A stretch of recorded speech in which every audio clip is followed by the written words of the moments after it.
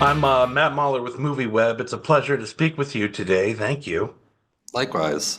Yeah, it's a great series, a lot of great characters in this, and kind of ethically queasy in a way that feels urgent right now. So you grew up in the suburbs of Philadelphia.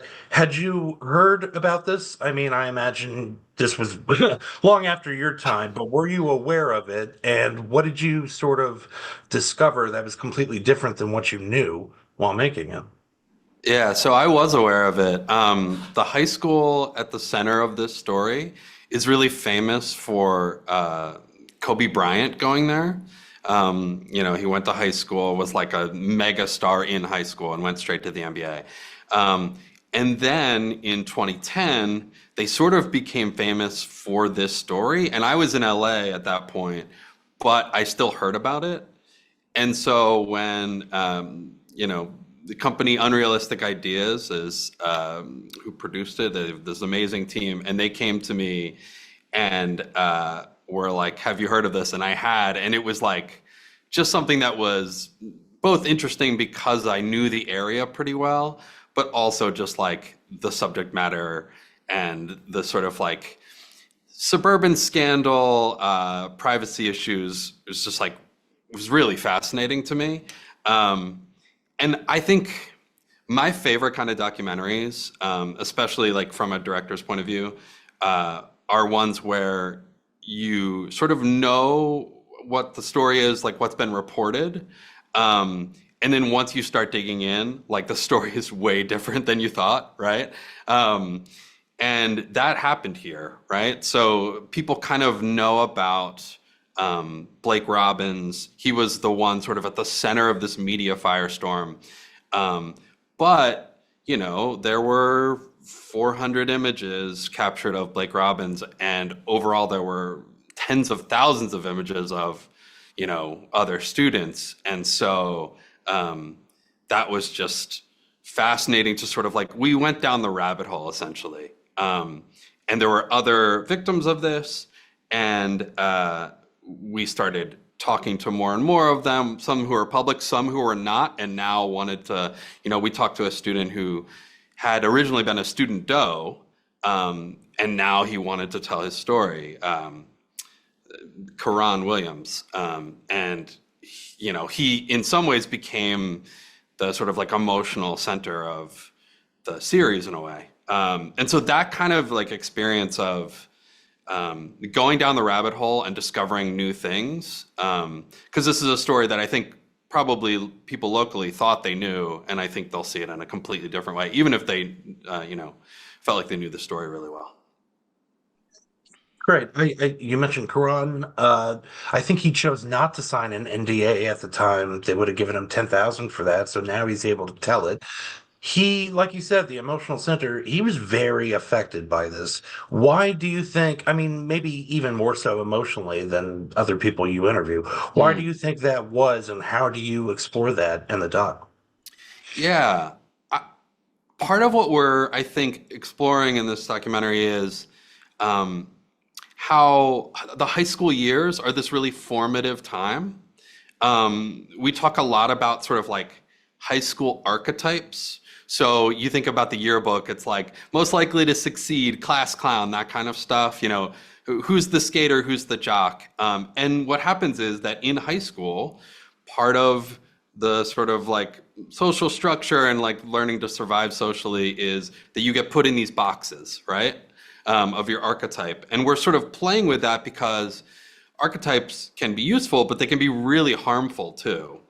And what we were sort of exploring is what happens when you are sort of seen as a bad kid. And I think this happened both to Blake Robbins, who was at the center of this, and Karan. And for Karan, he was like the kid who never misses school.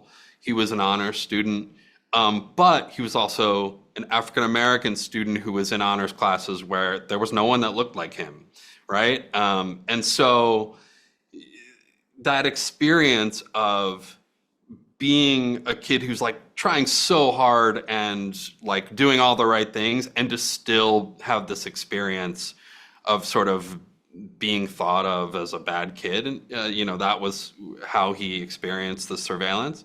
I think it was like really, really hurtful. Um, and I think, it affected them in different ways, but I think it was also really hurtful for Blake. And we sort of get into that because they kind of responded in very different ways. I think Blake, kind of, he is very confident, right? But he also went through this trauma, right? So yeah, it was interesting to have the two of them sort of side by side, because you see how it really affected both of them, but in very different ways. Yeah, definitely. And in doing so, you explore different, cultural and socio-political uh, polarities. Um, yeah, the whole thing, it's like an NSA Junior or NSA Kids with a Z. It's creepy. It's a great story. And you said Unrealistic Ideas brought it to you. What's Mark Wahlberg's involvement there? Do you does he have ideas? Do you discuss anything with him, or is he kind of a money man who just wants good results, good documentaries? I mean, as you can imagine, Mark Wahlberg is very busy making, running dozens of businesses and making amazing movies. But he really is like a champion of documentary film and documentary projects. And so I've worked now, this is my third project with Unrealistic Ideas. I've worked there as an editor. They brought me on as a director, really like helped sort of launch my directing career, and were like really believed in me and gave me a shot at directing after, starting as an editor. And yeah, Mark is like a champion of docs and like really cares about making interesting stories. I think one of the things we try to do at Unrealistic Ideas is, create stories that I think can be exciting for people who aren't necessarily like documentary nerds, right? And so things that are accessible, and also like, this story is harrowing, but it's also really fun to watch this documentary, I think. And it's absurd, and I think it's poppy in a way that other documentaries may not be. So I think it's really watchable, and that's part of what we're going for at Unrealistic Ideas. And I should shout out my two sort of mentors there, Archie Gibbs and Dave Wendell, who from the beginning, they brought me the project and were like, we think you'd be great for this. And I had the Philly connection, but they're just like super involved EPs and have made this amazing. So. I think they explore a great middle ground between, Dateline and Sorrow and the Pity. Like there's something in between. Yeah, you were like a supervising editor on McMillions, which I really loved. Did McDonald's or any of their lawyers go after you during that time whatsoever? What's it like delving into this sort of the private space of a behemoth corporation?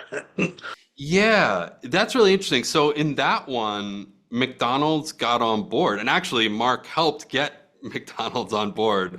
Because, I think for a large corporation like that, it's hard to sort of like participate in a documentary that, I don't think it portrayed them in a bad light, but it certainly was about their, contest being rigged. And so that's an interesting situation where, when I approach a documentary, I want people from all sides. I want a 360-degree view, and to really sort of like let the facts speak for themselves. And so, like getting back to Spy High, we approached the school district and wanted them to participate, and they were considering it and ultimately decided not to. But it's like we want all sides to have their say, And I think we go through this like really rigorous fact check to make sure that, you know, that what we're doing is, that it all is accurate. So.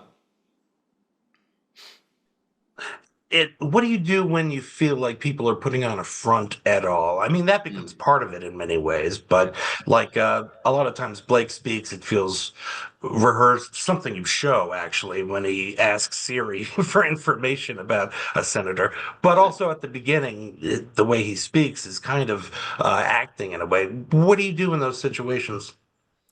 Yeah, it's so interesting because um, to a certain extent, you're trying to get underneath that front. But the front is part of the story, right? So it was a process interviewing Blake. We interviewed him in two different occasions. Um, and I thought the interviews were very different and we used them in sort of different ways. And in fact, the second interview, sort of in later portions, I feel like he was able to let down his guard. You know, this idea of projecting wealth is something that was really important in that community. It's a really wealthy community.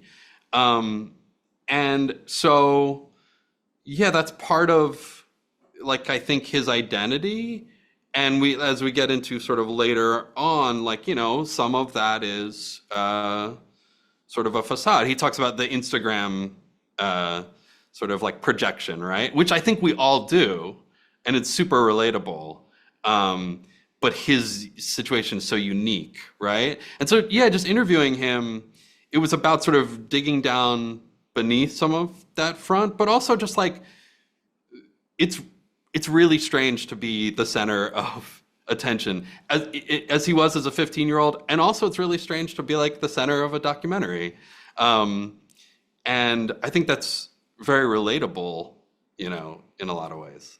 Yeah, So, and the facade is still part of the face. Um, yes. I guess finally, I mean, last weekend was the Oscars. I was curious if you had seen No Other Land or the documentary winner, if you had any thoughts, or if you had another favorite documentary. I haven't seen No Other Land. I need to. Um, I recently just saw Sugarcane. That's what it's called, right? Yeah. And it was just amazing.